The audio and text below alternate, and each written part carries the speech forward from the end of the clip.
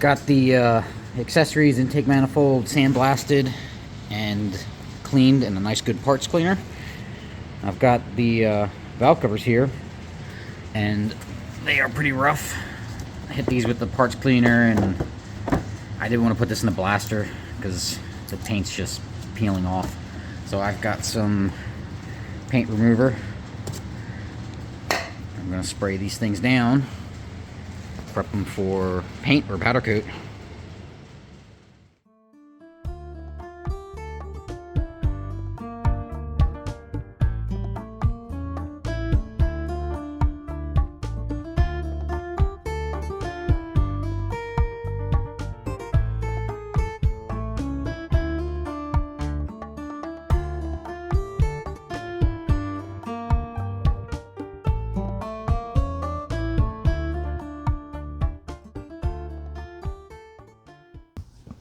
So here is the block in its current state.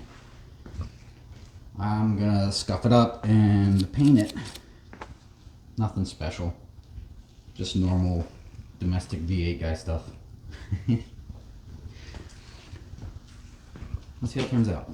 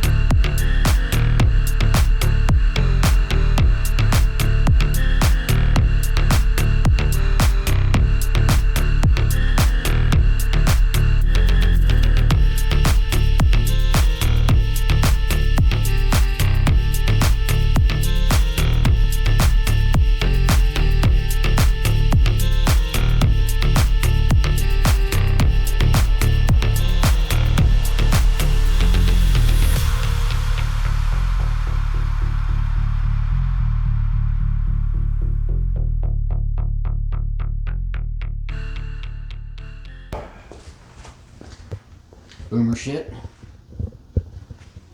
Got some paint on the block. Of course, we don't have any paint on the heads. Boomer shit. Boomer shit.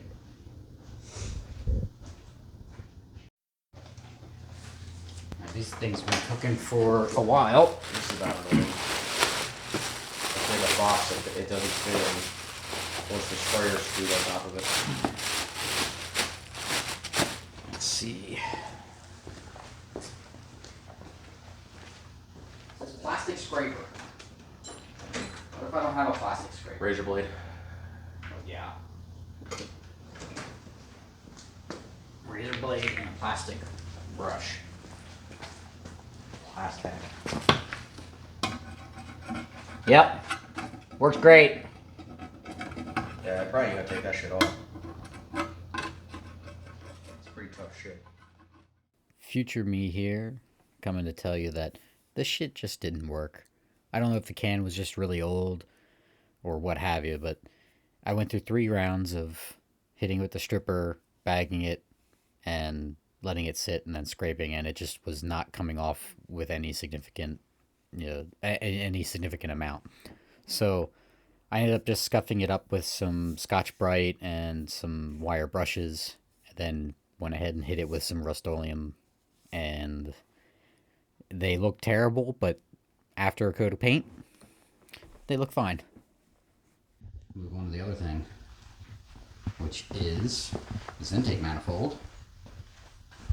I've already done the throttle body and the elbow there, and of course the timing.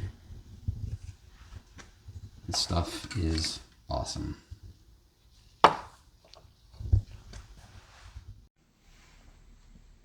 First head, first coat of paint, looks pretty good. I'm happy with it. On to the next. So, something fast just went by. Anyway, so this is my lower intake, and because of many years of neglect and lack of coolant changes, the coolant passages here. Well, this is really a passage. These are just an empty dead end. They had eroded an insane amount. So this will be the second coat of JB Weld. I went back in after the first coat with the file here, cleaned up the surface, got everything pretty flat, went back in, fill in some of the remaining divots. So why I didn't try to just replace the whole manifold is, one, these aren't everyday items, and two, when I laid the gasket on there, the erosion stopped at the line of the gasket. But I just know from experience that there's no possible way that the new gaskets are going to go in exactly the same spot on all four of these ports, and I would get a seeping leak either into, well, most of the erosion was on top, so out in between the valve cover and the manifold here, or worst case down into the galley. So I didn't want to take that chance, so JB Weld was the choice. Filing it down and then putting a little bit of RTV around these ports when the gaskets go, or when this goes onto the gaskets on the block, and then that, in theory, should be perfectly fine.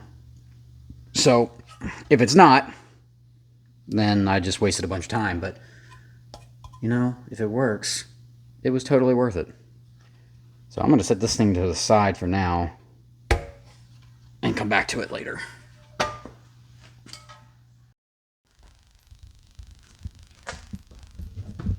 Boomer chopsticks.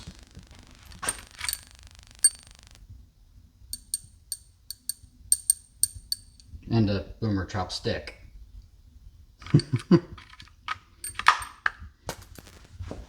So I went through just inspecting all the lifters here, and something interesting. This was the first one. No noise. All the rest were making noise. So that made me think this one was weird. So I popped it apart, and then as I took the spring clip out here, the plunger didn't come out like it's supposed to. So once I popped it all apart and tried to put it back together, I realized how much spring pressure, or how much length was, with that spring uncompressed. And that got me realizing that all of the other lifters, the little plunger in there is stuck. So I'm going to take all of these apart, because I don't feel like spending $130 on lifters when these are perfectly fine. Everything looks good. There's no flat spots. There's two of them have a little bit of a line, but it's not gonna kill an engine just having a little line. You can't even feel it with a fingernail. It doesn't catch. So it's just a little score. No different than like a piston bore. So that's going to be the project for tonight, and then pop my E303 Plus from Summit into the block. Not going to look at the cam bearings. I'm only going to lube up everything to make sure it goes in smoothly, and then start dropping lifters in once they're rebuilt. So I am stoked.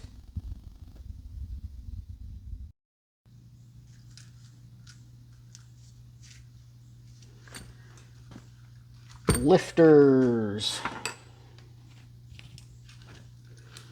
All right. If I bump you at any point, just know that the tripod is standing in front of the toolbox. So this little neat tray that I 3D printed, and my 3D printer was not happy that day, was a water pump and flywheel labeled, and you can also see I ran out of filament, so it should be like another ½ inch taller, but it gets the job done. So I'm happy enough with it, and it's not like I'm pulling apart boomer blocks all day every day, or even remotely often enough to care if this looked nice. This is like I said, the first good one that I've already taken apart and looked at, so I'm going to twist her 90 degrees to the rest, and then just hammer through these things, clean them out, lube them up with the secret ingredient, Vaseline. Now, you may be asking yourself, who the hell keeps Vaseline in a garage? Just think about it. I'll let you ponder on that. There are some good videos of this process, but essentially take out this little spring clip, and then you're gonna need to smack the shit out of it if you don't have any spring pressure on there, or if this is stuck. A little plunger in there.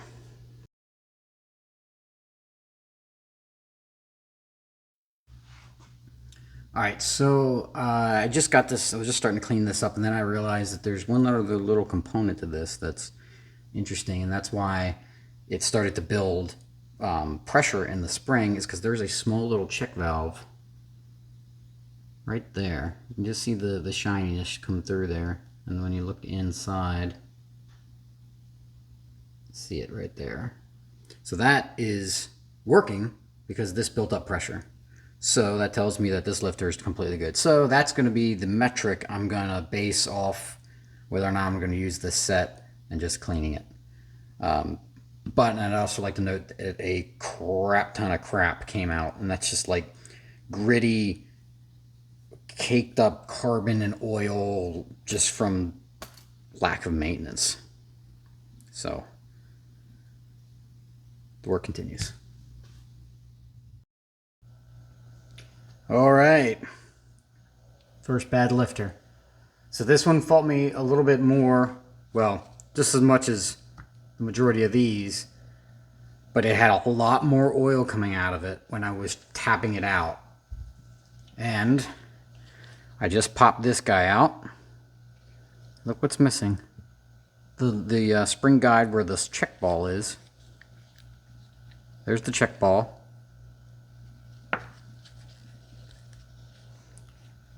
And there's its little retainer plate. I suppose I could just click that back into place.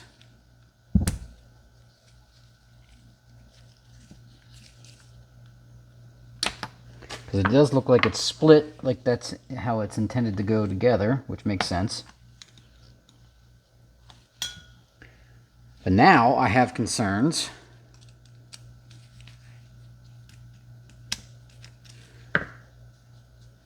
Why did it pop off in the first place?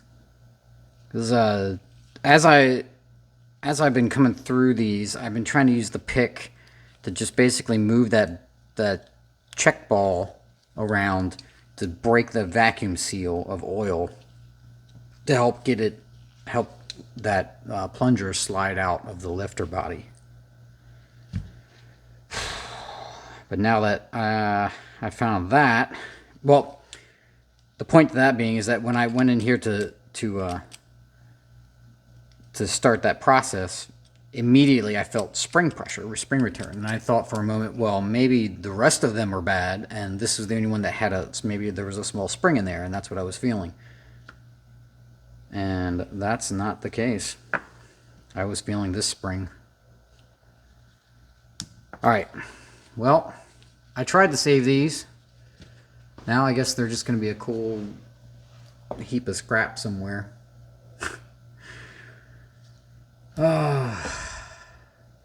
Never ends, does it? Hopefully I don't get a case of the might as wells. You know, might as well do push rods while I'm at it.